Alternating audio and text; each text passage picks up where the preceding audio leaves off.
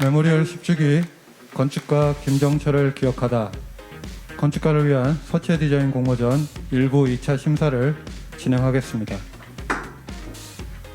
안녕하십니까. 저는 건축가를 위한 서체 디자인 공모전 2차 심사와 결과 발표의 진행을 맡은 정린건축 디자인 브랜딩 파트의 유승목 수석입니다. 이렇게 서체 디자인 공모전이라는 좋은 계기를 통해서 많은 분들께 인사드리게 되어 반갑습니다. 코로나19 거리두기 시행 방침에 맞춰 부득이 마스크를 쓰고 사회를 진행하는 점 미리 양해 말씀드리겠습니다. 2020년은 저희 정린건축에 있어 의미 있는 한 해였습니다. 올해는 창립자이신 고 김정철 명예회장님이 소천하신 지 10주년이 되는 해이기 때문입니다. 이와 관련하여 저희 정린건축은 김정철 명예회장님이 후대에게 남기신 철학과 유산을 기리고 발전시키고자 정린건축 문화재단과 함께 여러 기념사업들을 기획 준비하였습니다. 그중 하나로 정린건축에서는 건축가를 위한 서체 디자인 공모전을 준비하여 여러 건축 학도들과 디자인 관련 학도들 그리고 건축계에 종사하시는 많은 분들과 함께 의미 있는 자리를 마련하였습니다. 이렇게 정린건축은 본 공모전을 통해 김정철 창립자가 우리에게 남긴 유산이 언어적 소통 도구로 재해석되고 설계되어 후대에게 또 하나의 자산으로 남겨지길 바랍니다. 금일 진행되는 심사에 앞서 2차 심사에 진출하게 되신 발표자 여러분들께 먼저 축하의 말씀드리며 금일 진행되는 2차 심사의 심사 방식에 대해 간략히 설명드리도록 하겠습니다. 오늘 심사는 원래 현장 발표와 현장 심사로 진행될 예정이었으나 최근 코로나19의 2.5단계 거리두기 시행 방침에 따라 발표자들은 미리 준비한 발표 영상과 실시간 화상 프로그램을 이용한 질의응답으로 진행할 예정이며 공정한 심사를 위해 부득이 심사위원분들께서는 현장 심사를 진행하는 것으로 결정하였습니다. 발표 영상은 각 10분 정도 분량이며 질의응답은 각 5분 정도에 걸쳐 진행될 예정입니다. 아울러 시상식도 결과 발표로 대신하며 크게 오늘 일정은 1부 2차 심사와 2부 심사 총평 및 결과 발표로 진행됩니다. 다음으로 본 공모전의 심사를 진행해 주실 네 분의 심사위원님들을 소개하겠습니다. 먼저 2016 베니스 비엔날레 건축전 한국관 예술감독이시자 예술 건축 관련 저널리스트이시며 큐레이터로도 활동 중이신 정린건축 문화재단 박성태 상임이사님, 서울대학교 미술대학 응용미술과를 졸업하시고 대한민국 산업디자인 전람회 초대 디자이너이시자 서울시 전형서체 자문위원으로 활동 중이신 호서대 시각디자인학과 송성재 교수님, 한국폰트협회 홍보분과위원장이시고 우리카드 중앙일보 신문 전용서체, 현대카드 전용서체 개발 등 서체 디자이너로 왕성한 활동을 하고 계신 윤디자인그룹의 2호 타입디자인 센터장님, 그리고 마지막으로 한국건축가협회 부회장이시자 솔토지빙 건축사 사무소 대표이사이시며 본 공모전에 심사위원장을 맡아 진행해 주시고 계신 조남호 심사위원장님을 소개드립니다. 네, 그럼 바로 첫 번째 발표자부터 본 심사를 진행하도록 하겠습니다. 먼저 준비된 작품 발표 영상을 보시고 화상을 통해 질의응답을 진행하도록 하겠습니다. 그럼 영상을 보시겠습니다. 안녕하십니까. 학생부 고딕 부문 발표를 하게 된 강유나입니다. 발표를 시작하겠습니다. 발표는 간단하게 서체 컨셉, 모듈 설계, 영어 및 숫자 서체 특징, 서체 활용에 대해 발표하겠습니다. 먼저 간략하게 디자인 방향성을 소개해드리겠습니다. 익숙하지 않은 환경에서 새로운 것을 받아들이는 일은 쉽지 않습니다. 하지만 잘 알고 익숙한 것을 재해석하여 새롭게 바라보면 가능해집니다. 이것은 건축에도 적용된다고 생각합니다. 건축은 새로운 것을 만들어내는 것도 중요하지만 일상 속에 익숙한 것을 새로운 시각으로 바라보는 것도 중요하다 생각합니다.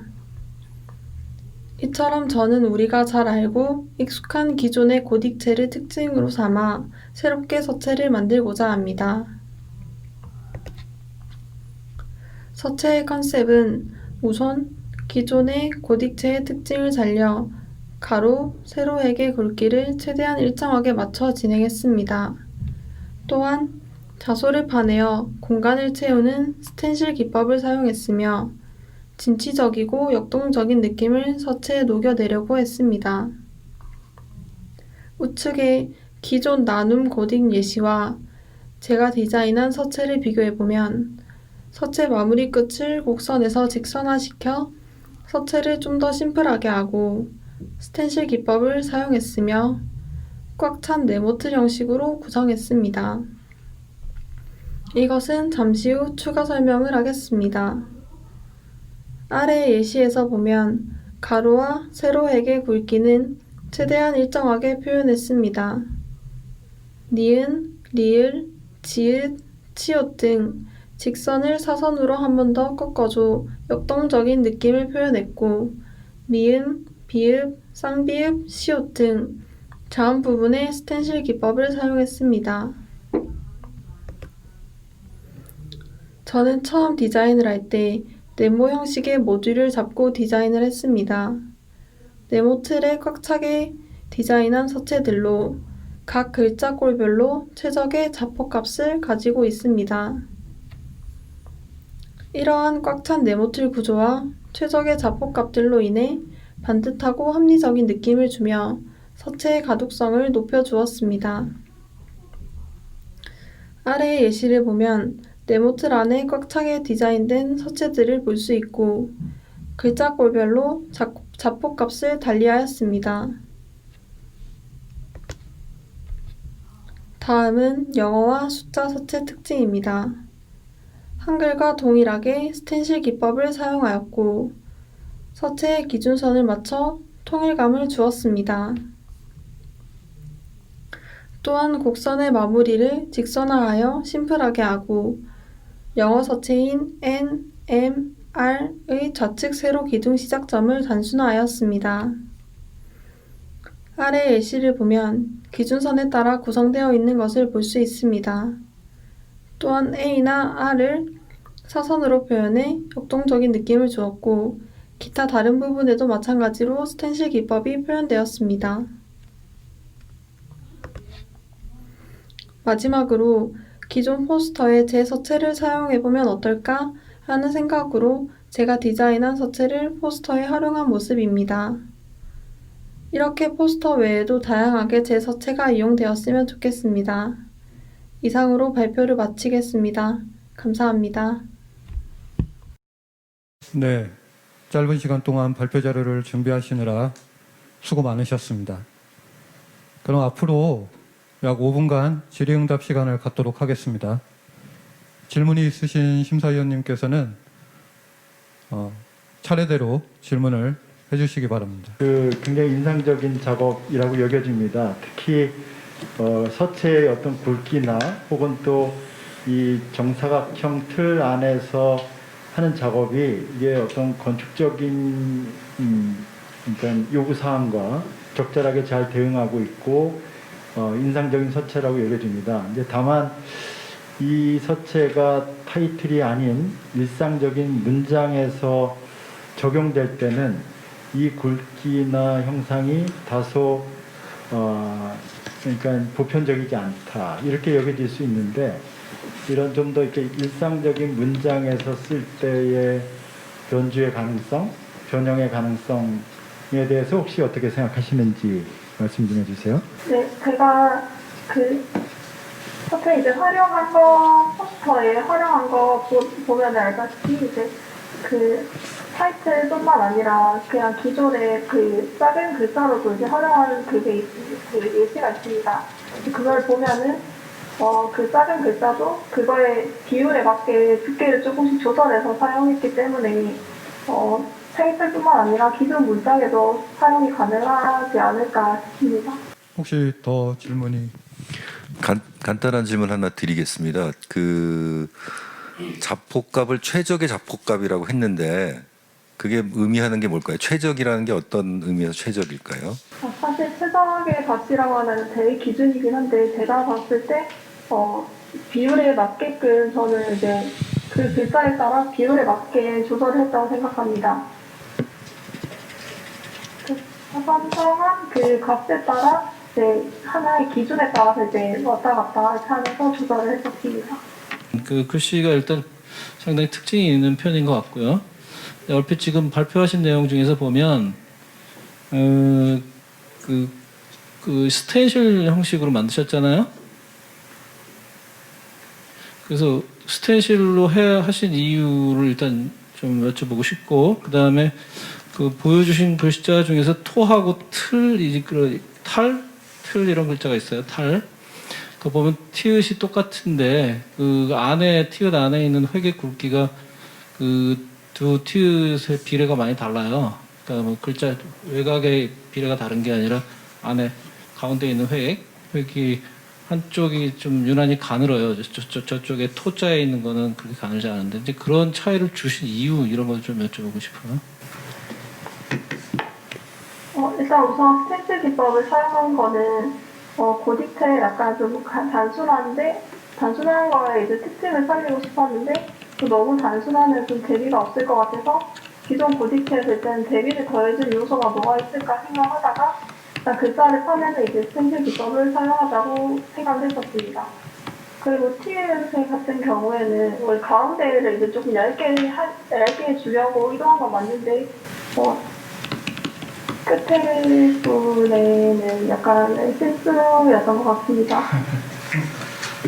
그거는 그럼 나중에 조정하실 생각이 있으시다. 네. 안녕하세요. 질문을 좀 드릴게요. 저는 두 가지만 드릴 텐데요. 하나는 지금 제작하신 게 타이틀용으로 제작을 하셨잖아요. 근데 아까 포스터에 샘플로 이제 타이틀을 적용을 하셨는데, 타이틀도 약간의 이제 뭐 예를 들면 업종이라든지 특히 어떤 분야에 저 서체가 적용이 되면 더 잘 어울릴지 하나 하고, 지금 이제 글자를 이제 공모전에 참여를 하기 위해서 글자를 그려 주셨는데, 혹시 글자를 그리는 걸 뭐 학교나 또 다른 어떤 그 뭐 기관이나 이런 데서 글자를 배우는 걸 뭐 별도로 배우셨는지가 되게 궁금합니다.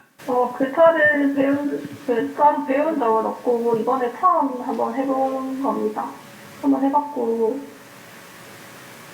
죄송한 그 질문이 한 개 더 뭐였는지. 네, 타이틀용으로 하셨는데 이제 예를 들면 분야 중에 어떤 분야에 이제 본인이 작업하신 걸 적용하면 더 잘 어울릴까요? 저는 약간 광고 쪽에 하면은 좀 잘 어울릴 것 같습니다.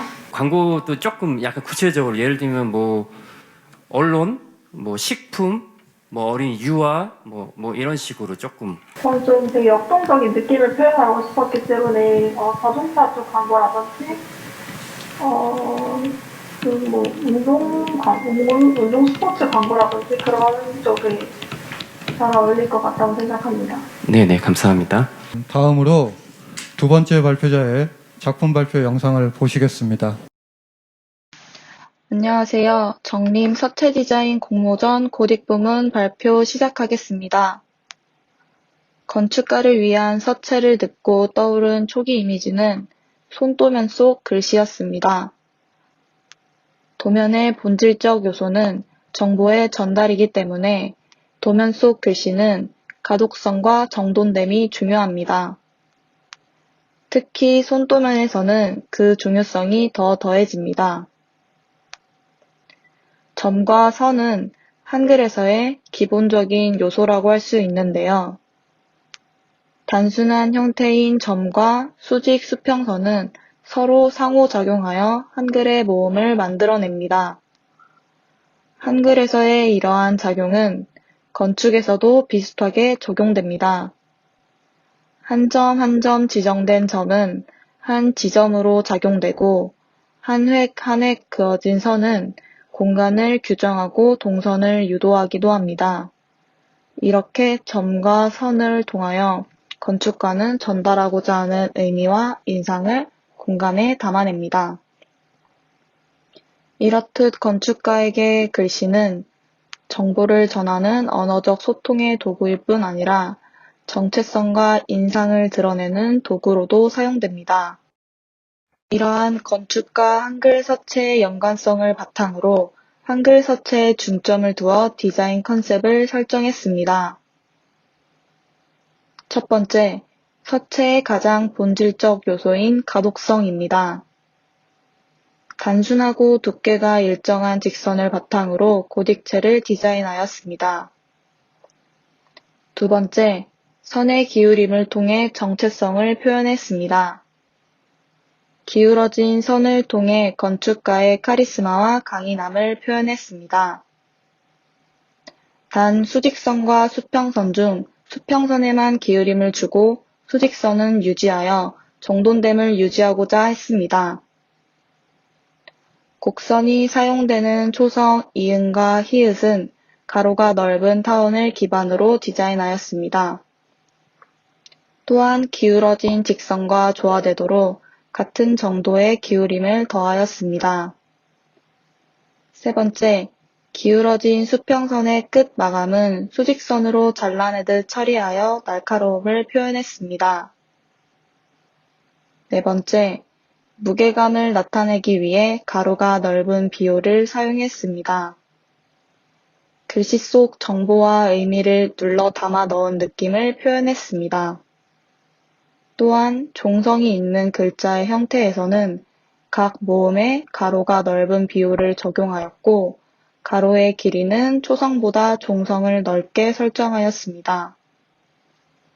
한글과 비슷하게 대문자 영어도 두께가 일정한 직선을 기반으로 디자인하였고 내리점은 한글과 같은 방식으로 수직 수평선으로 잘라내듯 끝 처리했습니다.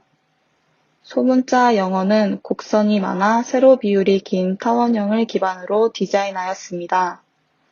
이상 텍스트와 본문 내용 이미지를 마지막으로 발표 마치겠습니다. 감사합니다. 두 번째 발표자의 질의응답 시간을 갖도록 하겠는데요. 발표자께서는 좀 더 적극적으로 심사위원분들에게 본인의 의견을 잘 피력하시길 바라겠습니다. 네, 그럼 질의응답 시작하겠습니다. 발표 내용 잘 들었고요. 건축 도면의 손글씨에서부터 출발해서 서체를 개발하셨는데, 그러니까 지금 그러니까 도면에 적용되는 걸 전제로 해서만 한 것인지 아니면 이 글씨가 적합한 다양한 활용성에 대해서도 조금 더 설명을 해주면 좋을 것 같다는 생각이 좀 들고요. 또 한 가지는 한글은 아까 이제 수직은 이제 당연히 수직인데 수평선은 이제 약간 사실은 기울여서 전체적으로 구성을 했는데 영문에서는 수평은 그대로 이렇게 평행하게 가는 서체인 것 같아요. 그것은 그렇게 돼야 되는 어떤 이유가 있었는지 그걸 좀 보완해서 좀 설명을 해주세요. 그러니까 두 가지입니다. 하나는 이 손도면에 적용하기 적합한 서체라고 설명을 하셨었는데 이것이 좀 더 어떤 상황에서 좀 더 다양한 용도로 활용될 가능성이 있는지 라는 문제하고 영문에 대한 문제입니다. 네. 일단 첫 번째 질문에 대해서 말씀을 드리자면, 저는 그 손도면에서만 이용된다기보다는 건축가가 도면 속에서 글씨를 사용하는 데 있어서 가독성과 그리고 자신의 의견을 어필하는 도구로 쓰인다고 생각을 했습니다. 그래서 뭐 건축 분야뿐만 아니라 다른 분야에서도 뭔가 정돈됨이 필요한 부분이라던가 아니면은 그 발표자 글씨를 사용하는 사람의 의견을 좀 어필할 수 있는 그런 용도로 사용되는 것을 생각했고요. 두 번째에서 영어에서 수평선에 기울임을 주지 않은 이유는 한글과 비슷한 맥락으로 수평선에도 기울임을 주어서 디자인을 처음에 시도를 해봤었는데 아무래도 한글과는 다른 비율을 갖고 있고 곡선이 한글보다 조금 더 많이 쓰이는 특성이 있어서 제가 가장 이번 글씨체를 만들면서 중요하게 생각했던 정돈등과는 약간 거리가 느껴져서 영어에서는 이제 기울임을 사용하지 않고 수직평선을 그대로 유지하면서 디자인을 하였습니다. 네, 발표 잘 들었고요. 그 글자체 자체는 이제 심사할 때도 느꼈지만 약간 손글씨 같은 느낌이어서 매력적이었다 이런 생각을 좀 했고 오늘 발표를 들으면서도 역시 그렇다는 생각을 하고 있습니다. 그냥 궁금한 것은 뭐 이게 맥락이 안 맞을 수는 있는데 그 글자체가 건축적이라고 생각하시는 이유가 일단 첫 번째 궁금하고요. 그러니까 어떤 의미에서 지금 작업하시는 작업이 건축적이다 이런 생각을 하셨는지 일단 그게 궁금하고 이게 글자체 자체는 모든 사람들이 다 자기 의사를 표현하는 도구로 쓰이는 거잖아요. 그랬을 때 본인이 만든 글자체가 어떤 의사를 표현하는데 적합할 것 같은지, 뭐 예를 들어서 어떤 반대 성명을 쓸 때 적합한 건지 아니면 연애 편지를 쓸 때 적합한 건지 뭔가 그런 게 있지 않았을까 이런 생각이 전또 들어서 질문 드려봅니다. 제가 이번에 디자인하면서 건축과 관련된 글씨체를 만들면서 한글에 대해서 좀 더 생각을 해봤어요. 그랬을 때 한글이 어떤 식으로 만들어지고 어떤 모양을 쓰고 어떤 식으로 조합이 되는지 그런 거를 생각을 해보면서 이제 여기서는 건축과 어떤 관련성이 있을까라고 생각을 했었고 거기서 저한테 이거는 건축과 비슷할 수 있겠다, 건축과의 연관성이 있을 수도 있겠다라고 생각했던 부분은 한글에서 천지인을 기반으로 한글을 만드는 모습에서 그거를 이렇게 좀 흐트려 놨을 때 어떻게 보면은 건축가가 사용한 도면과 비슷하다고 생각을 했어요. 이미지적으로. 그랬을 때 그러면은 한글은 글자를 통해서 의미나 이런 거를 전달하고 건축가도 그 선이랑 점을 통해서 한글에서 천지인이 사용된 것처럼 선이랑 점을 통해서 자신의 공간에서 보여주고자 하는 것, 사용자에게 경험을 전달해주고자 하는 것을 글씨가 아닌 공간적으로 표현을 한다고 생각을 했고 그런 점이 이제 건축과의 연관성이 있다고 생각을 했습니다. 그리고 또 만약에 이 글씨체가 쓰인다면 아까 어떤 부분에서 쓰일 수 있을지를 물어봐 주셨는데 저는 그 건축가가 도면에서 쓰는 글씨를 보면 그 각자의 개성이라던가 분위기가 느껴진다고 생각을 하고 그런 면에서 이 공간을 좀 더 상대방에게 설득할 수 있는 도구로 사용된다고 생각을 했거든요. 그래서 뭔가 자신의 의견을 상대방에게 설득시키고 어필할 때 사용하면 좋을 것 같다고 생각을 했습니다. 네, 다음 질문 혹시. 안녕하세요. 혹시 건축과를 공부하고 계신가요, 혹시? 네네. 그 한글을 혹시 이제 건축과 학생들이 한글을 그릴 기회가 있는지 없는지 제가 잘 모르겠지만 혹시 이걸 별도로 본인 개인적 관심이 있어서 그런지 아니면 별도로 공부를 따로 하신 적이 있으신가요, 혹시? 저는 건축과 학생이 맞고요. 1학년 때 이제 제도 시간에 손도면을 직접 그리면서 손글씨를 연습하는 시간이 있었어요. 근데 이제 그거를 배울 당시에는 글씨체에 이렇게 많은 정성을 들여서 도면에 그리는 선과 같이 똑같은 정성을 들여서 글씨도 적어야 되는구나라는 걸 이제 처음 배웠고, 그러면서 이제 건축을 계속 배우면서 뭔가 이렇게 도면마다 이렇게 사람이 쓰는 그 필체라던가 아니면 선의 느낌이라던가 이런 걸로 되게 그 건축에 대한 인상을 좌지우지할 수 있다고 생각을 했습니다. 그래서 글자에도 관심이 있었고, 아무래도 저도 건축과 학생으로서 도면을 쓸 때 아니면 뭐 발표 자료를 만들 때 글자에 대해서 되게 중요하게 생각을 했었어요. 그리고 한 작년쯤에는 이제 그런 거에 더 관심이 생겨서 그냥 취미로 글씨를 만들어 보기도 하고, 네, 그래서 관심이 많으셨구나. 네, 한 가지 더 질문을 드리면, 지금 그러면 이번에 출품하신 글자를 그리는데 개인적으로 이런 부분은 되게 재미있었던 점과 반대로 이런 부분 표현하는데 조금 어려웠다, 아쉬웠다 하는 점이 혹시 있을까요?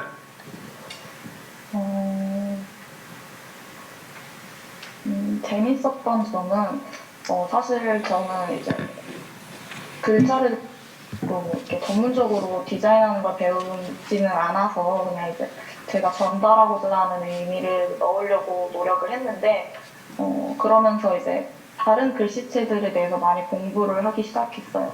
아무래도 명조체보다는 고딕체가 제가 도전하기 쉬울 것 같아서 고딕체로 보면서 이제 사례들을 찾아봤는데, 고딕체가 굉장히 단순하고 다들 비슷비슷해 보이지만 또 그거의 비율이라던가 두께라던가 이런 선 굵기가 일정한지 다른지 이런 걸로 인해서 이미지 차이가 굉장히 많이 나는 것을 사례를 공부하면서 배울 수 있었고요.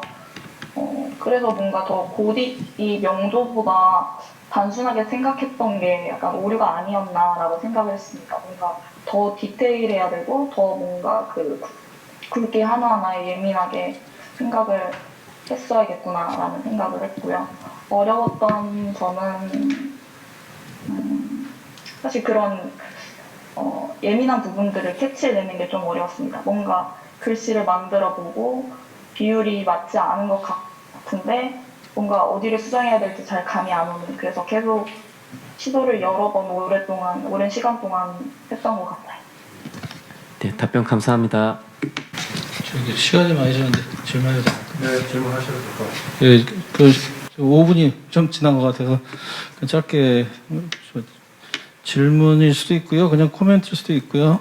대답을 다 안 하셔도 됩니다. 그냥 제가 보고 느끼는 건데, 처음에 말씀하신 게 손도면이 뭐 도면이 정확히 잘 모르겠으나 그 다음에 천지인 이런 걸 가지고 모티브로 삼아서 디자인에 적용했다고 하셨는데, 제가 보기에는 결국 수평이 약간 사선으로 가면서 그거는 사라지고 이게 손글씨, 그 필기체 감으로 넘어가는 느낌이 좀 없지 않아요. 그게 하나 있어서 이것에 대한 설명을 해주시면 좋고 안 하셔도 되고요. 그 다음 획을 쭉 보니까 결국은 모음이라는 게 수평 수직으로 이루어져 있잖아요. 근데 이제 수직선 옆에 붙은 작은 획, 그 다음에 수평으로 긴 모음 획에 붙어 있는 아래 짧은 획들이 생각보다 좀 짧아요. 그거를 이제 전체적으로 사각 틀에다가 넣으려고 하니까 이제 그런 어떤 뭐 공간이 나올 수밖에 없는지 모르지만, 그걸 한번 생각을 하셨다면 그것은 어떻게 설명하실 수 있는지, 아니면 뭐 수정 보완이 또 가능할지 그것도 한번 생각을 해봐 주시면 좋을 것 같고, 이거를 작은 크기로 본문으로 이렇게 한번 이렇게 배열을 해보셨을 것 같아요. 그때 본인이 느낀 느낌이 어떠셨는지 이런 거 좀 여러 가지 질문 드렸는데 다 답은 안 하셔도 됩니다. 손글씨처럼 느껴졌던 부분이 아쉬운 부분이었던 것 같아요.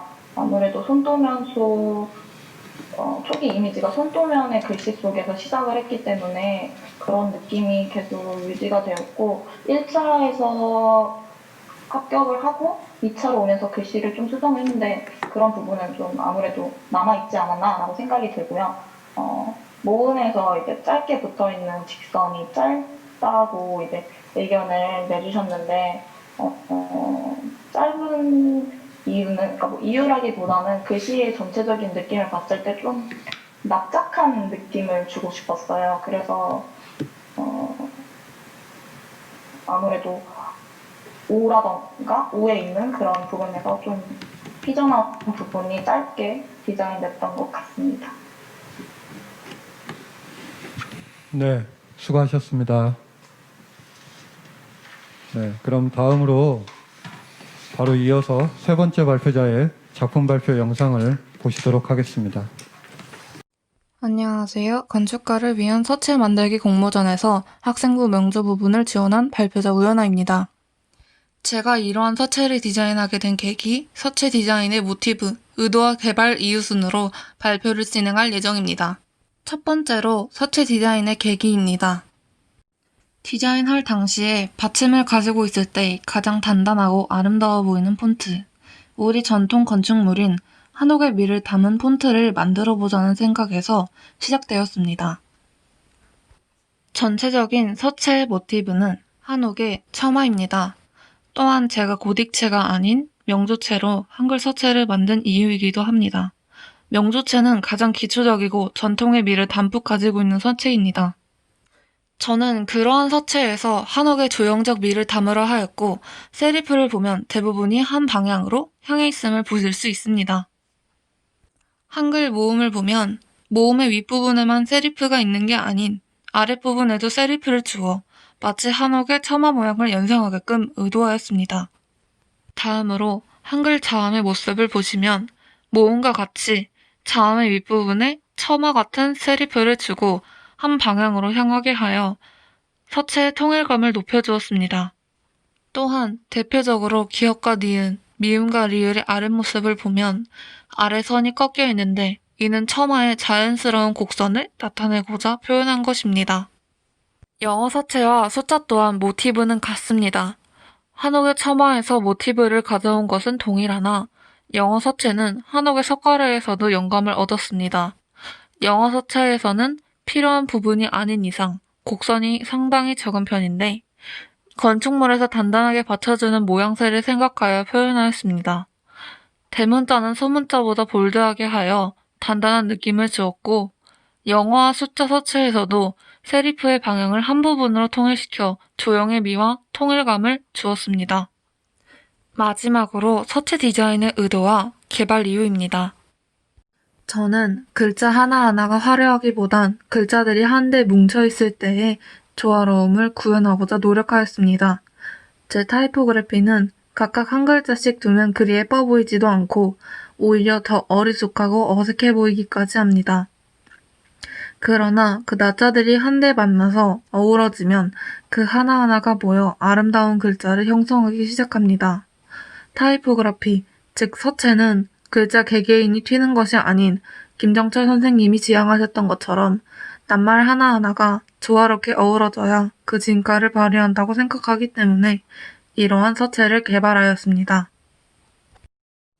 이상을 끝으로 짧은 발표를 마치겠습니다. 들어주셔서 감사합니다. 예, 설명 잘 들었고 굉장히 도전적인 작업이었다고 생각합니다. 네. 특히 이제 한옥의 지붕선 이런 것들을 또 응용한 것으로 여겨지고 설명하신 것처럼 하나하나는 어떻게 보면 약간 불균형해 보이기도 하는데 전체로 이어졌을 때 하나의 분위기를 형성하고 있는 것은 분명한 것 같습니다. 그런 의미에서 이 제출하신 분의 의도가 성공적으로 작용하는 것 같고요. 다만 이제 이게 그러니까 어떤 이제 글자 자체로서 하나의 어떤 구성력을 갖춘다는 것은 분명하지만 이게 어떤 상황에서 잘 쓰여질 수 있는지, 그러니까 예를 들면 이제 요 앞에 발표자처럼 건축 도면, 건축 사진들 이런 것들과 이렇게 어우러졌을 때 어떤 인상일까? 좀 더 이렇게 보편적으로 쓰이는 상황에 대해서는 어떤 상황일까가 좀 궁금하고요. 또 한 가지는 이제 만약에 이게 이제 한옥의 형상이라고 생각하면 한옥에 지붕이 있고 몸체가 있고 기단이 있잖아요. 그러면은 지붕은 그렇게 다이나믹한 형태인데 몸체는 단정하거든요. 기단도 되게 단정하고. 근데 이제 그 구부라진 요소들이 위에 이제 초성에도 있고 중성에도 있고 동성에도 있고 막 이런 상황일 때는 조금 혼란스러운 거 아닌가 하는 생각이 들고.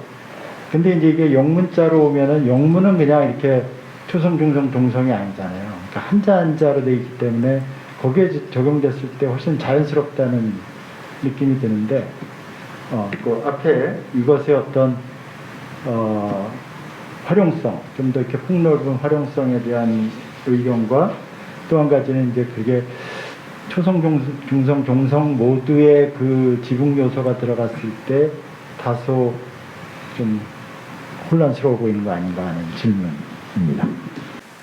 일단 만약에 건축용으로 쓰인다면 저는 사실은 제목용 글 거를 생각하긴 했는데 쓰인다면 건축 쪽에서 어떠어떠한 도면을 만들 것이다 라는 그런 쪽에서 쓰이면 좋을 거라고 생각합니다. 그리고 앞에서 말씀하셨듯이 한글에서 초성, 중성, 동성에서 다 쓰인 게 어떻게 보면 혼란스럽지 않냐라고 하셨는데 그거는 저의 미스이기도 합니다. 아무래도 서체를 디자인하면서 욕심을 너무 부리다 보니까 좀 그렇게 된 게 아닌가 싶은 생각이 듭니다. 네, 안녕하세요. 그 질문 드리기 전에 혹시 전공이 디자인과를 전공하고 계신가요, 혹시? 네. 전공 중이고 현재 2학년입니다. 아, 그러시구나. 작업할 때 작업과 관련해서 두 가지를 여쭤보겠는데요. 일단은 보통 우리가 상식적으로 알고 있는 명조 고딕체는 사각형 틀에 꽉 차 있게 그려지잖아요, 보통에. 근데 지금 되게 탈레모틀로 그리신 이유가 뭘까 궁금하고요. 다른 하나는 지금 타이틀용인데 지금 되게 한옥의 형태를 자수어마다 굉장히 많이 이제 표현이 되어 있잖아요. 거기에 지금 무게 중심선이 지금 중앙으로 가 있거든요. 그러니까 지금 탈레모틀이기도 하고 무게 중심선을 중앙에 두셨거든요. 그래서 일단은 탈레모틀로 작업을 하신 이유와 그 다음에 무게 중심선을 중앙에 둔 이유가 뭘까 궁금합니다. 제가 탈레모틀로 둔 이유는 네모틀보다는 좀 더 다양하게 표현할 수 있지 않을까 싶어서 탈레모틀로 둔 이유가 있고요. 그리고 무게 중심선을 중앙으로 둔 이유는 좀 더 가지런하게 정리하고 싶다는 생각과 어떻게 조화를 해도 가장 어울리는 게 저는 중앙으로 두는 거라고 생각을 하여서 그렇게 표현을 해보았습니다. 한옥을 모티브로 해서 한옥의 어떤 부분을 이제 도입을 했는지는 정확히 모르겠으나 제 설명을 들으면은 그 세리프가 이제 거기서 힌트를 얻었다고 얘기를 하시는데 제가 보기에는 그 세리프가 그 서양의 그 로마자의 세리프와 훨씬 더 많이 닮았습니다. 그래서 그거는 이제 돌에 새겨진 돌을 쪼갤 때 나오는 형태에서 온 거거든요. 그 한옥하고 연결을 지으려면 제 느낌에는 글씨 전체가 아주 수직 수평이 반듯한 회계 그 세리프가 그렇게 붙는 것보다는 전체 긴 선들이 어딘가 곡선 처리가 좀 되는 것이 지금 말씀하신 그 동기에 더 부합하는 건 아닌가 하는, 이건 어떻게 생각하시는지 한번 의견을 듣고 싶고요. 그 다음에 이게 건축가들이 타이틀로 제목으로 쓸 수 있는 서체를 생각하셨다고 하는데 이게 아마도 가운데를 맞춘 글씨라면 위아래로 들쭉날쭉하죠. 그게 과연 실용성이 얼마나 있을까 하는 부분에 대해서 좀 설명을 좀 해주실 수 있는지 한번. 서양의 로마자와 비슷하다고 하셨는데 근데 이것은 보는 사람에 따라 다르다고 일단 생각을 하고요. 한옥하고 연결되려면 글씨 전체가 수평 수직보다는 곡선 처리들이 더 부합하지 않냐고 말씀을 하셨는데 저는 한옥과 더불어서 옛날 서책 그리고 지금 현대인들이 사용하는 서체와 비슷하게 하여서 전통의 미와 현대의 미를 살리고자 그렇게 디자인을 하였습니다. 그리고 실용성이 얼마나 있냐고 질문을 하셨는데 저는 개인적으로 전통 건물이나 그런 쪽에서 사용을 한다면 괜찮지 않을까 하는 생각이 들었습니다. 네, 저는 약간 뭐 코멘트가 될 수도 있을 것 같은데 아마 1차 심사 때 이 작업이 눈에 띈 것은 아마 좀 개성적인 면에서 좀 어필을 하신 것 같고 저는 오히려 이 작업이 한옥 그때 인상은 그랬었던 것 같아요. 한옥에서 오는 것보다는 약간 고식스럽다라는 느낌을 좀 받았고요. 그게 어떻게 보면 다른 그 참가자들이 어떤 정돈되어 있는 건축적 작업에 그 작업들 중에서 아마 이렇게 눈에 띄었던 것이 아닌가 이런 생각을 좀 해봐서 저는 오히려 실용성보다는 실용적이지 않은데 이 글자체의 매력이 있지 않았을까 이런 생각을 했던 것 같고 오늘 발표도 약간 그렇게 들었거든요. 그래서 뭐 질문에 답은 안 주셔도 되고 제가 그냥 받은 인상을 좀 말씀드리는 걸로 변을 대신하겠습니다.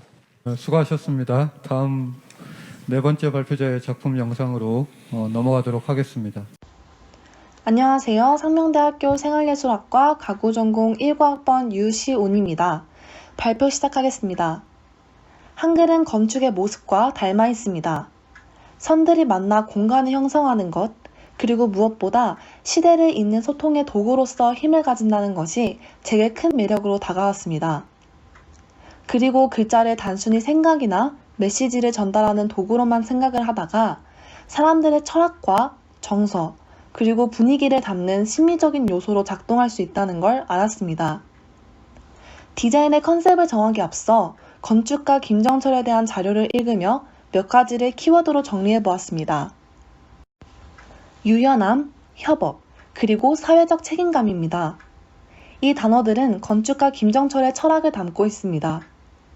김정철은 사회의 변화가 요구하는 새로운 건축이 무엇인지 끊임없이 탐구하셨습니다.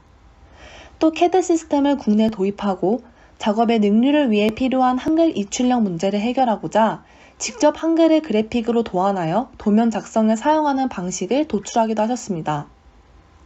또 어느 개인의 예술성이 아니라 조직과의 협업을 내세우는 모습, 건축이 사회에서 가지는 사회적 책임감에 대해 깊게 고민하는 모습 덕분에 건축이 더 이상 건설 사업이 아닌 문화 자체로 자리를 잡고 인식되고 있습니다. 조직 설계에 의한 토탈 디자인은 이 모든 말을 함축하고 있다고 생각합니다. 저는 특히 함께 작업을 하는 김정철의 따뜻하고 감성적인 모습과 사회 변화에 유연하게 대처하고 그 중심에 있어 마치 오케스트라 지휘자와 같은 강직한 모습을 제 디자인에 녹여내고 싶었습니다. 예시 문장을 통해 설명드리겠습니다. 건축은 함께할 때 빛나는 작업이다. 이 예시 문장을 기억해 주시길 바랍니다. 이 서체의 가장 큰 특징은 이음선, 사선, 그리고 간단한 구조체계입니다. 이음선은 단순하고 강직하며 직선적인 골격에 하나의 글씨를 한 덩어리로 인식하게 해주고 글자의 흐름을 더 명확하게 해줍니다. 위에서부터 흘러내리는 글자의 흐름을 명확하게 나타내기 위해 이음선을 더했고 자음 모음에 있는 사선과 이음선 사선 굵기의 차이를 주어 강약과 분리를 나타냈습니다. 한글은 기본자의 모양을 유지하면서 가획을 더해 새로운 글자를 만들어냅니다. 한글의 간단하면서 구조적으로 모양을 만들어내는 방식을 더 강조해보고 싶었습니다. 화면에 몇 가지 예시가 있는데요. 색이 칠해져 있는 부분이 가획입니다. 모든 가획자들은 기본자와 다른 형태이지만 그 자체의 모양을 잃지 않고 있습니다. 또 돌기의 모양은 글자의 느낌을 좌우합니다. 저는 돌기를 삭제해 공간을 확보하고 돌기 대신 간결한 매짐으로 깔끔한 인상을 주었습니다. 또 자폭을 줄여 여유로운 공간을 만들어내고 가독성 또한 높여보았습니다. 이음과 미음은 닫힌 형태에 비해 더 트이고 속 공간을 넓게 사용하는 느낌의 열린 형태로 디자인됐습니다. 히읗, 비읍은 기본자의 열린 형태가 가획에 의해 닫히지 않도록 공간을 남겨두었습니다. 이는 열린 시각으로 사회의 변화를 유연하게 받아들이는 김정철의 모습을 시각한 것입니다. I는 밑 선의 높이 차이를 주어 글자의 가독성을 높여보았습니다. 화면에 시옷, 지읒, 치읓을 보시면 획들이 한 덩어리로 이어져 있지 않고 비침이 분리되어 있는 것을 보실 수 있습니다. 김정철은 조직 설계에 의한 토탈 디자인을 강조하셨습니다. 한 글자는 여러 획으로 이루어져 있습니다. 결과적으로는 하나의 글자를 만들지만 그 글자를 이루는 획들은 매우 다양합니다. 저는 이 부분에 조직 설계에 의해 만들어지는 토탈 디자인을 나타내고 싶었습니다. 여러 획의 존재로 하나의 글자가 완성되며 그 획의 존재를 나타내고자 비침을 분리해 보았습니다. 그리고 미음은 우리가 가장 많이 생활하는 공간을 표현하고 싶었습니다. 안정적인 구조로 건축에서 기본적으로 가장 많이 사용되는 사각 또는 직각 구조를 입체로 표현해 보았습니다. 사각형의 투시를 주어 입체로 표현하던 중 도출된 사선의 느낌이 마음에 들어 글 전체에 적용하게 되었습니다. 알파벳과 숫자도 같은 특징을 가지고 있습니다. 아까 한글의 특징을 설명할 때 말씀드린 간단하고 구조적인 체계를 알파벳에도 한번 적용해 보았습니다. 알파벳은 한글과 달리 가획이란 개념이 존재하지 않습니다. 그래서 획을 더하는 개념이 아니라 기준이 되는 획을 정한 뒤 그 획을 기준으로 형태를 다르게 잡아 대소문자의 차이를 간단하게 나타내 보았습니다. 화면을 보시면 색이 있는 부분을 한글의 기본자 그리고 나머지를 가획이라고 보시면 됩니다. 영글자 특성상 위치나 크기에 따라 구분되는 대문자와 소문자의 특성도 함께 적용해 보았습니다. 한글, 영문, 숫자 획의 통일감이 있도록 사선의 각도나 길이와 같은 디자인적 요소를 조화롭게 제작해 혼용 조판 시 일관된 느낌이 들 수 있게 해보았습니다. 사람의 철학 보관과 계승은 글자로 전해집니다. 글자는 사람을 담는 그릇, 사람을 보관하는 그릇이라고 생각합니다. 무한하고 다양한 것들을 표현해낼 수 있는 서체는 시대가 지나도 그 무한함을 간직할 것입니다. 제가 건축가 김정철을 다룬 이 서체가 누군가의 감정을 표하기도 하고 생각을 나타내기도 하는 소통 도구로 사용되길 바라며 이상 발표를 마치겠습니다. 감사합니다.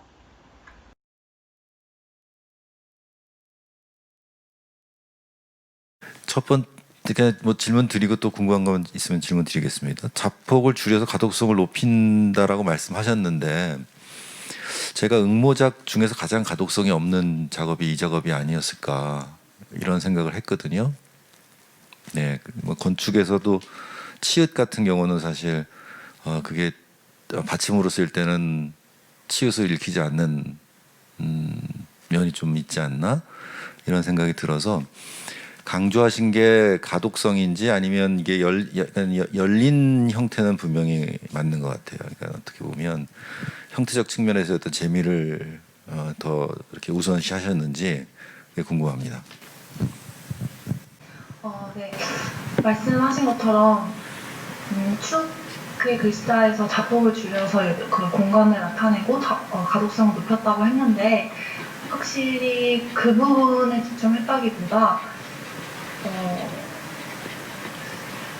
좀 열린 형태나 혹은 좀 독창적인 그런 글자 디자인에 집중을 했던 것 같습니다. 그러다 보니까 축이나 어떤 글자에 있어서 자폭이 맞지 않으면 더 가독성이 떨어진다고 생각을 해서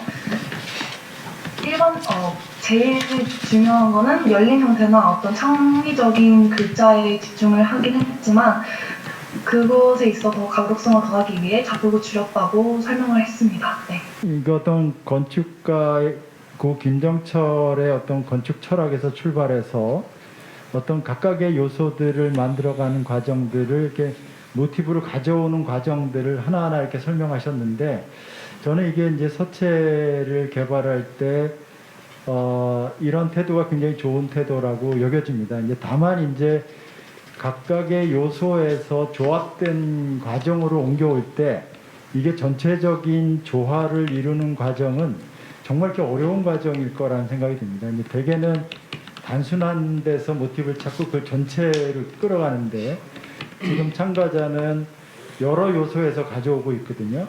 그러다 보니까 이제 제가 조금 이게 굉장히 독특하면서 뭐 흥미롭지만 또 한편으로 아까 이제 가독이 좀 떨어진다고 한 요소들도 받침이 예를 들면 이제 어떤 거는 사선으로 되는 게 이렇게 안쪽 사선이 있고 바깥쪽 사선 받침도 있고 막 이렇게 되면서 약간 그 혼란스러워 보이는 부분, 그리고 가는 선으로 이어지는 부분이 이게 받침의 요소인가 흘려 쓰는 것 같은 요소인가라는 것처럼 좀 이렇게 혼란스럽게 보이는 부분도 있고, 그러니까 이 과정은 굉장히 흥미로운데 지금 이게 전체적인 조화로움에서는 조금 한 단계 더 그러니까 진보해야 되는 거 아닌가 하는 생각이 들었는데 그에 대해서 어떻게 생각하세요? 네, 근데 저도 그 부분에 대해서는 어느 정도 동의를 합니다. 왜냐하면 제가 전공이 가구 전공이고 시각 디자인에 대해서 배워본 적이 없었고 이 공모전 참가하기 위해서 그래도 조금 배워보고 친구들이나 이런 주변에서 좀 얘기를 들으면서 좀 배워서 지원을 하게 됐는데요. 그러다 보니까 건축가 김정철 선생님의 그런 철학이나 이념을 가지고 제 글자를 디자인을 하기 위해서 그 과정을 되게 중요시한 것 같고 글자 자체의 그런 어떤 가독성을 더 중시한다던가 혹은 글자 자체의 조화를 더 중시한다는 그런 것들을 조금 소홀하거나 조금 잘 인지하지 못했던 것 같습니다. 네, 아무튼 뭐 오히려 저는 그런 이 독창적인 접근 방법에 대해서는 굉장히 공감을 많이 가진 것 같아요. 네. 예, 지금 옆에 저 위원장님이 얘기하신 내용하고 사실은 맥락이 통해서 바로 이어서 여쭈는데 이 얘기가 꼭 어떨지 모르겠습니다. 지금 제가 보기에는 굉장히 그 자유로운 그 조형 감각을 가지고 기존의 형태에서 벗어나려고 노력을 많이 하신 것 같아요. 그런 면에서도 상당히 긍정적으로 보였고, 근데 어떤 면에서 그 도전적인 거죠. 늘 보던 뭐 많은 걸 못 봐서 그럴 수도 있지만 이미 자료 조사는 충분히 하셨을 것 같아요. 근데 이제 그런 거 보면 이제 상당히 도전적으로 이제 서체를 이제 만드신 것 같은데, 그게 약간 좀 거기서 이제 부정적인 건 뭐냐면 새롭게 다르게 해야 된다는 강박적인 생각을 가지고 이거를 시작을 하지 않았나 하는 부분이 좀 걸리는 게 있어요. 그런 것이 하나 이제 코멘트면 코멘트 아니면 뭐 이제 질문이면 질문이고요. 그 회계에서 보면 실제 글자의 일부가 있고요. 그 다음에 이음선이 있잖아요. 연결선. 근데 그게 연결선은 보통 가늘게 돼 있는데 글자의 모음에서 가로획, 짧은 획 이런 것들도 가늘게 돼 있어요. 그죠? 건자 같은 경우에 어도 가늘고 획에서 니은 받침으로 넘어가는 선도 가늘고, 그러니까 이게 어느 게 글자고 어느 게 연결선인지 모르겠다는 거예요. 이게 글씨가 작아지면 획의 일부가 날아가서 안 보일 수도 있거든요. 그러니까 의도와 상관없이 이제 그런 읽는 문제가 생길 수 있는데 그것 부분들에 대해서는 좀 생각을 미리 하시고 나중에 다듬으면 어떨까 이런 생각이 듭니다. 네. 네네. 예. 네네. 네, 안녕하세요. 그 가구 디자인 전공을 하고 계세요, 지금? 네, 저는 가구 전공 네. 학과를 다니고 있습니다. 아까 말씀이 이제 주변 친구분들한테 도움을 얻어서 그 글자를 그리게 됐다고 그러는데 도움을 받았다는 건 뭐 어떤 식으로 도움을 받으셨어요, 그럼? 네, 제가 아까도 말씀드렸다시피 전혀 이쪽 분야에 대해 아는 것도 없어서 도움을 받았다는 부분은 저는 이제 전체적인 컨셉이나 어떤 부분에서 모티브를 가져와서 디자인했고 이런 부분은 명확은 한데 그 부분을 좀 PPT나 발표할 때 어떻게 표현을 하고 심사위원분들께 어떻게 내가 했는지를 명확하게 전달하기가 좀 어려웠던 것 같아요. 그런 부분들에서 친구들한테나 좀 이렇게 주변한테 이런 부분을 어떻게 표현을 해야 심사위원분들이 좀 아실까도 그런 부분도 도움을 받았고, 또 전체적으로 제가 생각했던 것보다 폰트를 디자인한다는 건 어렵더라고요. 뭐 가독성도 높여야 되고, 뭐 창의성도 있어야 되고, 또 여러 부분에서 되게 한쪽에 집중하다 보면 되게 풀리지가 않더라고요. 그래서 이런 부분들을 좀 어떻게 해야 될까도 많이 물어보기도 했고, 네, 여러 가지로 도움을 많이 받았던 것 같습니다. 전 개인적으로는 지금 작품을 보고 이제 예를 들면 이제 시각 디자인과 학생들이나 폰트를 좀 경험을 많이 해본 사람들은 약간 입체적으로 표현을 하라고 그러면 약간 표현하는 게 좀 루틴이 있거든요. 근데 오히려 지금 많이 경험이 없으셔서, 물론 뭐 약간 뭐 가독성이라든지 아니면 이제 형태적으로 자연스러움이 좀 덜할 수는 있겠지만, 그런 분이 지금 입체적인 생각을 접근하신 거는 되게 그 루틴함이 없어서 오히려 좀 재밌다고 생각이 들었고, 개인적으로 작업하실 때 재밌었던, 좋았던 점하고 좀 아쉬웠던 점, 어려웠던 점이 무엇인지 다시 한번. 재미있었던 점은 제가 이 공모전을 참여하게 된 가장 큰 이유이기도 한데, 제가 가구 디자인 전공이다 보니까 어떤 한 작품을 구조적으로 만들어낸다는 것 자체가 되게 재밌거든요.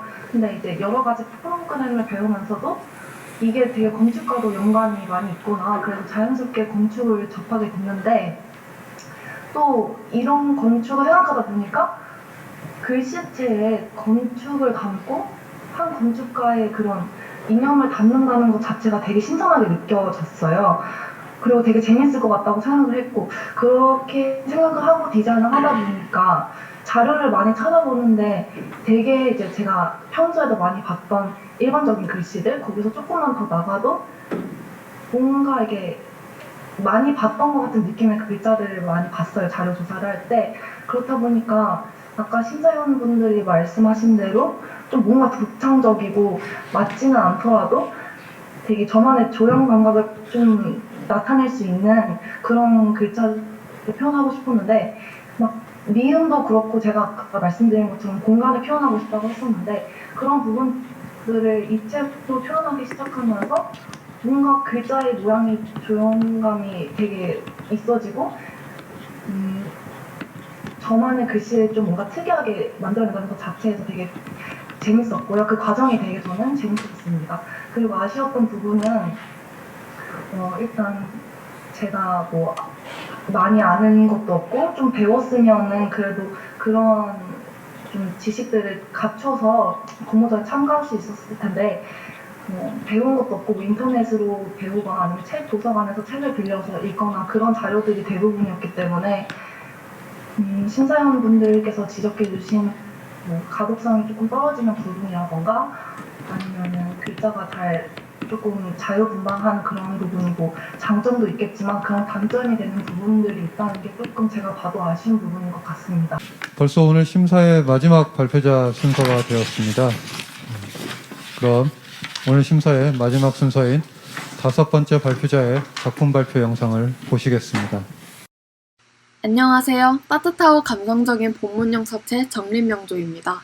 본격적인 발표에 앞서서 디자인 시안뿐만 아니라 기획 의도까지 설명드릴 수 있게 되어서 영광이며, 사회적 거리두기로 인해서 직접 만나뵙지 못하고 영상으로 소개드리는 점 양해 부탁드립니다. 그러면 발표 시작하겠습니다. 발표는 크게 설문조사, 컨셉 소개, 조판으로 구성됩니다. 그러면 설문조사 파트부터 시작하겠습니다. 저는 이 서체가 건축 분야를 위한 서체이니만큼 실제로 건축을 하시는 사람들의 목소리를 듣는 것이 중요하다고 생각했습니다. 건축학과 학생분들에게 명조 폰트 사용 실태에 대해서 설문을 부탁드렸는데요. 그중 몇 가지 질문과 답변만 소개드리겠습니다. 먼저 답변을 주신 분들은 작업하실 때 폰트를 다소 신경 쓰시는 분들이었다는 점 말씀드립니다. 이분들은 명조 폰트를 고를 때 깔끔함, 가독성, 감성을 고려하신다고 말씀해 주셨고요. 프로세스 중에서 인쇄를 많이 하고 본문 크기로 사용을 하신다고 답해 주셨습니다. 명조 폰트를 쓰면서 불편한 점에 대해서는 글자 요소가 너무 많고 획 굵기가 가늘고 굵기 차이가 심하며 또 너무 진지한 분위기인 점을 짚어주셨습니다. 그리고 고딕 서체와의 차별성에 대한 질문도 있었습니다. 포트폴리오 본문과 감성적인 컨셉일 때 명조 폰트를 많이 사용하신다고 하네요. 질문에 대한 답변들을 종합해본 결과 건축가 학생들이 원하는 서체는 다음과 같았습니다. 본격적으로 디자인에 들어가기 전에 이 내용에 많은 힌트를 얻었습니다. 다음으로 정립명조의 전반적인 컨셉에 대해서 말씀드리겠습니다. 정립명조는 크게 세 가지를 염두에 두어 제작한 서체입니다. 첫 번째로 건축가 김정철 선생님과 그분의 건축 철학, 두 번째로 정림건축의 전용 서체로 쓰였을 때 브랜드 아이덴티티를 잘 나타내는가, 마지막으로 건축 영역에서 실용성이 있는가입니다. 건축가 김정철 선생님의 레거시는 정림건축에서 앞서 설명해 주신 바 있습니다. 관건은 이것을 어떻게 서체로 담아낼 것인가였는데요.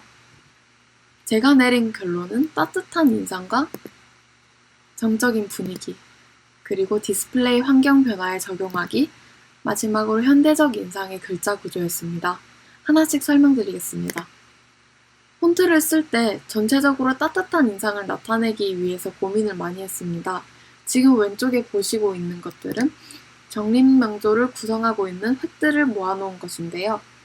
전체적으로 따뜻한 인상을 자아내기 위해서 획들을 뭉툭하게 다듬었고 끝부분까지 곡선으로 처리했습니다. 여러 획들이 있지만 세로 획을 확대해서 보여드리겠습니다. 널리 쓰이는 명조 서체들과 비교했을 때 불이의 모습입니다. 옆에 두 서체보다 훨씬 부드러운 모습이죠. 그리고 세로획 매짐의 곡선도 보다 부드럽게 표현했습니다. 정적인 분위기는 획의 움직임에서도 나타납니다. 글자를 천천히 쓸 때는 힘의 분배가 일정하기 때문에 획의 강약이 두드러지지 않고요. 그래서 힘이 맺히는 부분인 부리와 매짐을 은근하게 표시했습니다. 비침획의 경우에도 마지막까지 힘을 빼지 않는 모습을 보이고 있고요. 또 가로로 획을 뻗을 때 각도를 직각에 가깝게 표현해 속도감을 낮추었습니다. 니은 같은 경우에서 보실 수 있어요. 이러한 작은 장치들이 모여서 전체의 글줄이 따뜻하고 정적인 분위기를 나타내게 되었습니다. 문화의 소통 매개는 계속해서 변화하고 있습니다. 글자도 그 내용을 전달하는 무대에 맞춰서 바뀌어야 한다고 생각합니다. 종이에서 스크린으로. 아까 말씀해 드렸듯이 건축가 학생들의 설문 결과 아직은 종이에 인쇄하는 작업을 많이 하지만 의외로 화면을 더 많이 본다는 의견이 20%나 있었습니다. 그리고 기술이 발전함에 따라서 이 비율은 더 높아질 것입니다. 디스플레이 해상도가 많이 높아졌지만 여전히 심한 굵기 변화는 눈의 피로도를 높입니다. 기존 서체들과 달리 가로와 세로 굵기 비율 차이를 줄여서 눈의 피로도 또한 줄였습니다. 최종우 선생님의 활자에서 현재까지 많은 본문용 명조 활자가 있었습니다. 그 활자들을 비교해보니 비교적 최근에 제작된 활자일수록 다자의 비율이 점점 커지고 있는 경향이 있다는 연구 결과가 있었습니다. 그 부분에 착안해서 정림명조 또한 다자의 비율을 크게 디자인했는데요. 그 결과 글자의 현대적인 인상을 더할 수 있었습니다. 제가 선배 디자이너들의 자료를 참고한 것처럼 2020년에 정림명조가 과거와 미래를 잇는 또 하나의 이정표가 될 수 있길 바랍니다. 제가 정림명조를 만들 때 두 번째로 신경 썼던 부분은 바로 이 폰트가 정림명조의 전용 서체로서 기능할 것이라는 점입니다. 저는 건축이라는 키워드에 조금 더 초점을 맞췄는데요. 사실 맨 처음에 건축이라는 요소를 표현하기 위해서 탈네모꼴과 네모꼴 사이에서 많은 고민을 했습니다. 결국 네모꼴을 선택했는데요. 그 이유는 어떤 공간 안에서 다양한 요소들이 상호작용하는 특성이 건축과 닮았다고 생각했기 때문입니다. 초, 중, 동성의 공간을 건물 구조로, 전각을 하나의 부지로, 그리고 글줄을 풍경으로 치환해서 생각하면 네모꼴 글자만의 재미있는 세계관이 펼쳐집니다. 네모꼴 글자 안에서 초, 중, 동성이 다양하게 상호작용하고 있는 모습입니다. 왼쪽에 보시는 글자들과 같이 공간이 쪼개지기도 하고 모음이나 받침에 어떤 자소가 오느냐에 따라서 초성의 크기가 달라지기도 합니다. 시옷이 다양한 모음들과 상호작용하고 있는 모습이고요.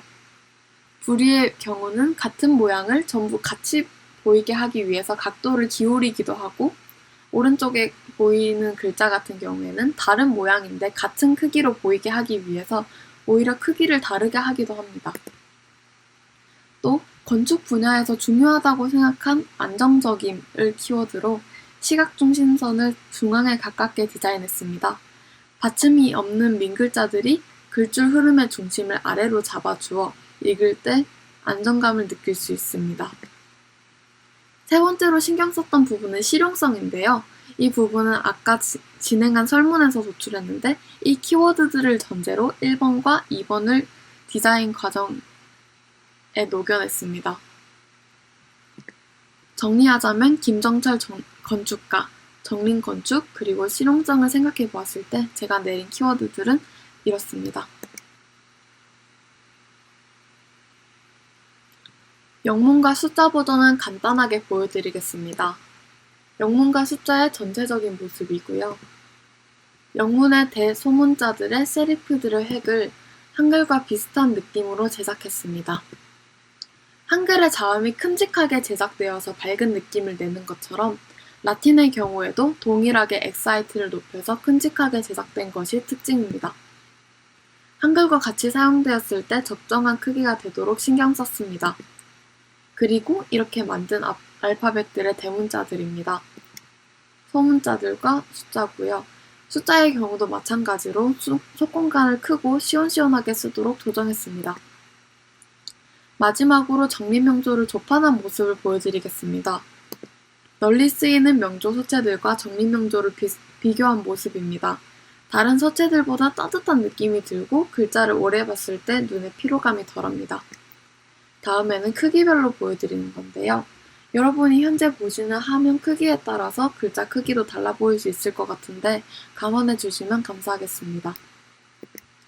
그리고 건축 컨셉 이미지에 올려보았습니다. 보시는 바와 같이 정림명조는 따뜻하고 감성적인 이미지에 가장 잘 어울립니다. 이렇게 정림명조를 디자인하면서 했던 생각들을 정리해 보았습니다. 어떠셨나요? 이번 서체 디자인 공모전은 제가 아닌 다른 누군가를 생각하면서 디자인한다는 점과 건축이란 다른 분야를 알아가면서 디자인한다는 점이 제 스스로에게도 재밌고 유익한 시간이었습니다. 이 서체가 미래의 시각 문화가 풍성해지는 데 도움이 될 활자이길 바랍니다. 긴 발표 들어주셔서 감사합니다. 정림명조였습니다.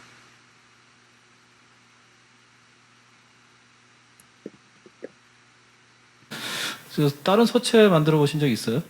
네, 있습니다. 어떤 거죠? 폰트 회사에서 지난 4개월간 인턴으로 근무했고, 그리고 지금 현재 한글 타이포그래피 학교에서 폰트 제작을 배우고 있습니다. 그리고 제가 디자인한 껍각체가 세상에 나오기도 했고요. 예. 그리고 그냥 이건 그냥 제 개인적인 궁금증인데, 본인이 PT 할 때나 레포트 낼 때 사용하는 그 본문 서체는 어떤 거세요? 기억이 안 나시면 할 수 없고요. 사용하는 폰트의 경우에는 제가 전달하고자 하는 내용의 분위기나 인상에 따라 달라지는데 보통 고딕을 더 많이 쓰기는 합니다. 예, 알았습니다. 저는 질문 여기까지입니다. 네, 저도 인상적인 발표 잘 들었습니다. 그리고 이 과제가 요구하는 것을 전체적으로 잘 균형 있게 진행하신 것 같고요. 저는 이제 서체 전문가가 아니기 때문에 그냥 저도 간단한 질문 하나 던지자면, 본인도 이제 아마 고딕을 많이 쓰신다고 하셨는데, 그러니까 이제 아마 건축의 다른 이미지들하고 같이 쓴다면 명조를 쓰는 경우도 있지만 고딕이 더 많이 쓰여지지 않을까 싶은데, 근데 굳이 명조를 선택하신 이유가 뭘까요? 저는 세리프 자체가 가지고 있는 감성이나 지적인 느낌이 공모전의 목적이었던 김정철 건축가 선생님의 레거시를 잘 나타낼 수 있다고 생각하고요. 그리고 사실 저는 서체 디자이너를 지망하고 있기 때문에 이 공모전에 욕심이 나서 고딕과 명조 부문을 둘 다 넣었습니다. 2차에는 명조 폰트가 올라갔고요. 그리고 건축 건축학과 분들의 설문조사 결과 공모전이나 본인의 포트폴리오에 쓸 수 있을 만한 명조 폰트가 부족하다는 의견도 받았어요. 그래서 그 부분을 채워주기 위해서 정밀명조를 디자인했습니다. 네, 그냥 저도 인상을 좀 말씀드리면 1차 심사 때 이 글자체가 가장 그래도 나름 전문가의 솜씨다 이런 생각을 했고요. 말씀하신 대로 이게 약간 부드러운 느낌은 확실히 말씀하신 대로 가졌던 것 같아요.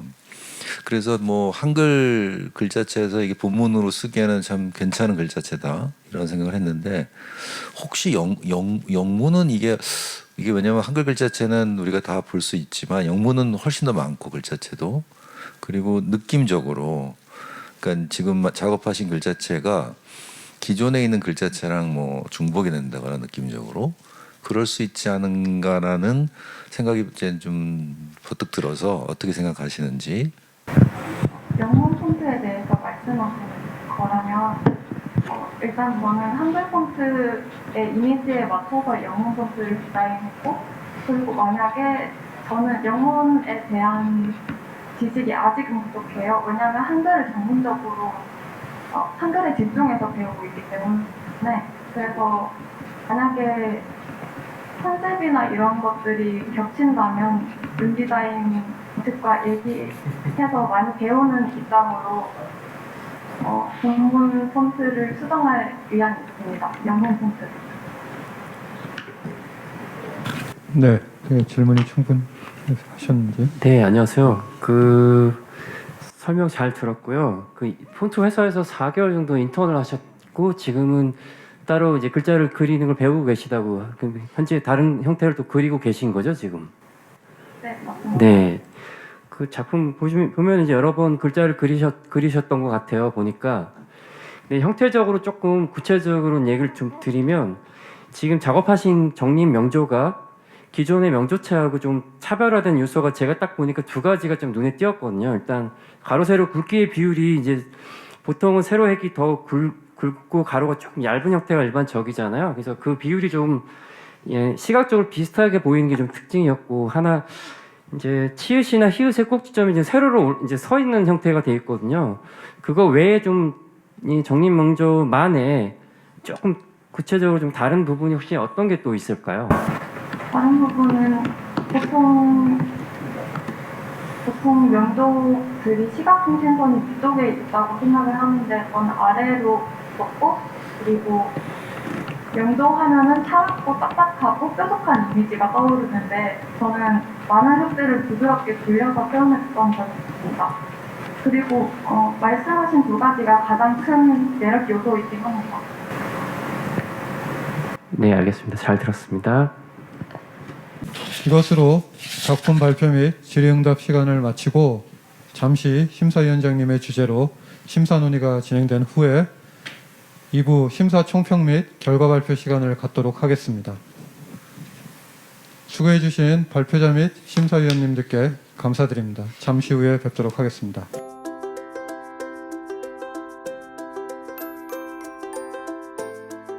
건축가를 위한 서체 디자인 공모전 1부 2차 심사에 이어 2부 심사 총평 및 결과 발표를 진행하겠습니다.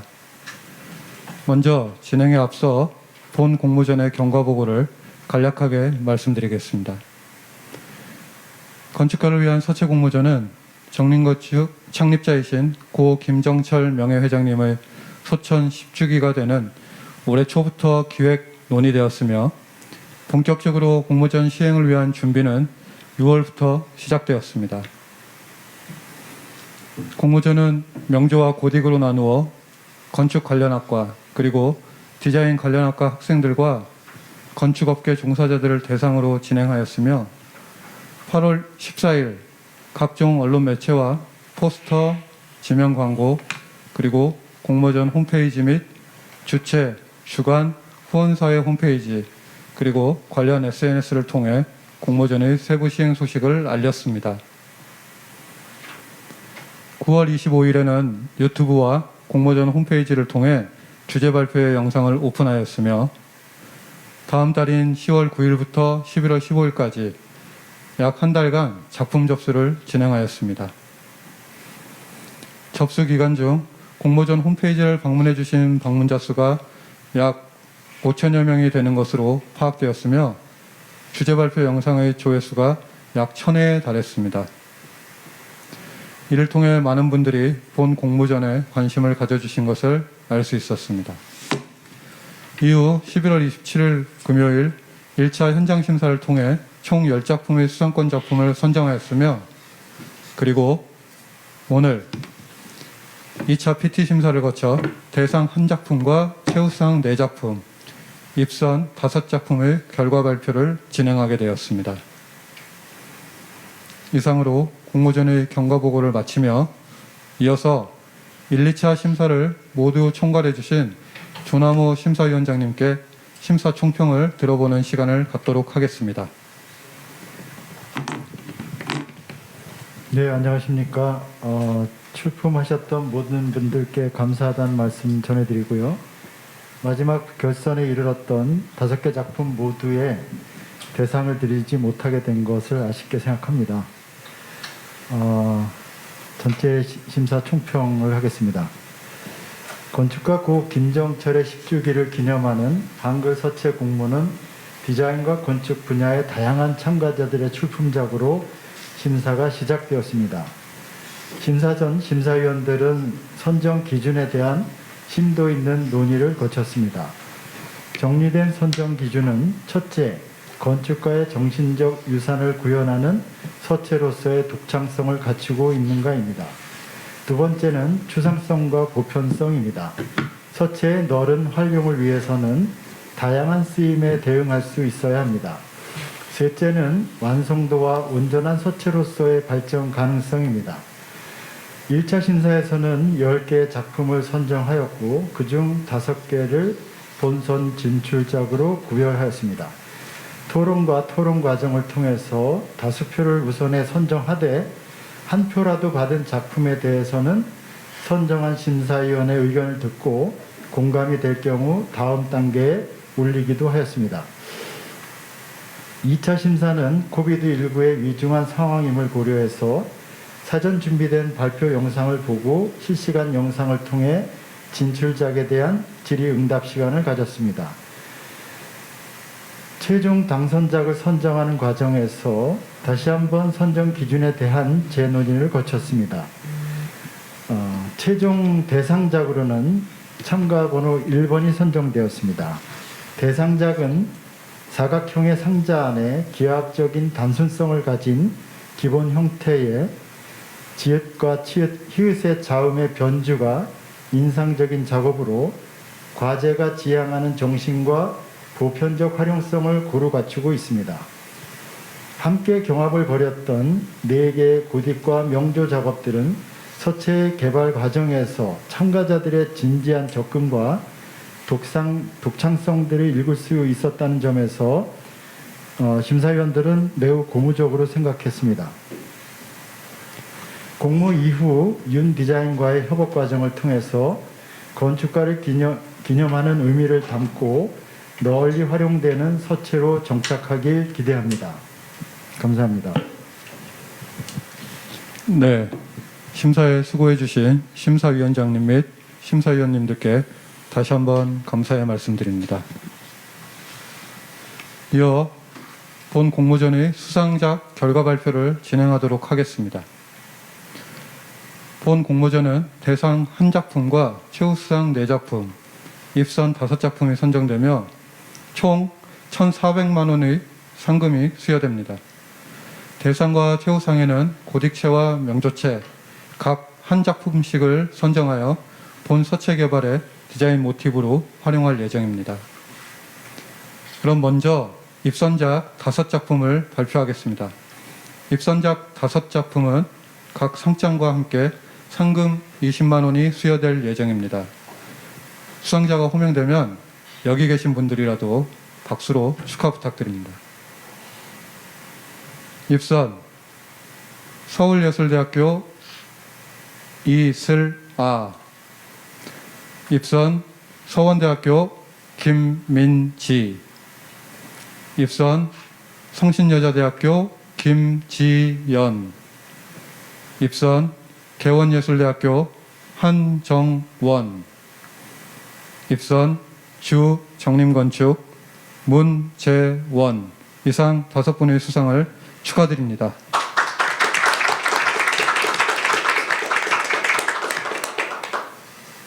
다음은 최우수상 4작품을 발표하겠습니다.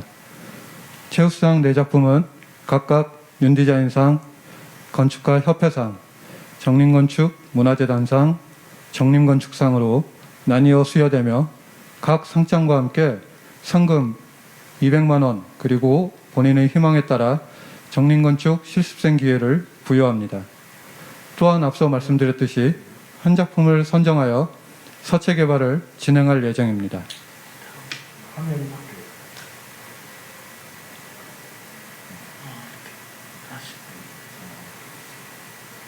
먼저 최우수상 윤디자인상입니다. 상명대학교 유시온. 다음 최우수상 건축가협회상 예술종합학교 정현아. 다음 최우수상 정림건축 문화재단상 광운대학교 명시현. 다음 최우수상 정림건축상 서원대학교 우현화. 이상 4분의 수상을 축하드립니다.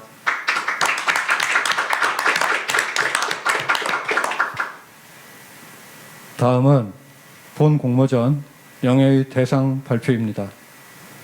대상은 한 작품으로 상장과 함께 상금 500만 원이 수여되며 본인의 희망에 따라 정림건축 실습생 기회가 부여됩니다. 그럼 발표하겠습니다. 건축가를 위한 서체 디자인 공모전 대상 김정철상에 경성대학교 강유나 축하드립니다.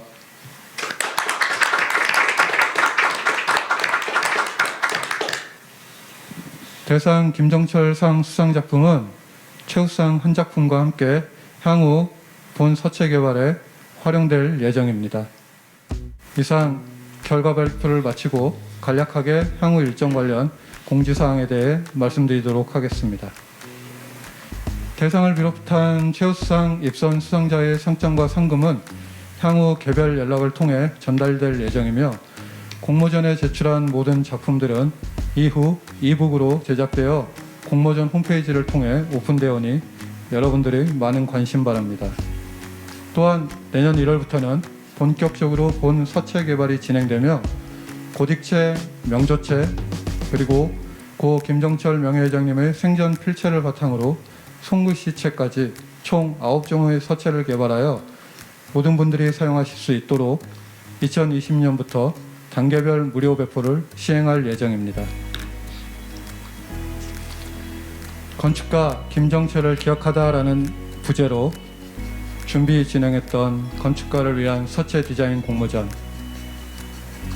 그 긴 여정을 함께해 주신 많은 분들의 관심과 성원에 감사드리며 이것으로 공모전의 공식 일정을 모두 마치도록 하겠습니다. 감사합니다.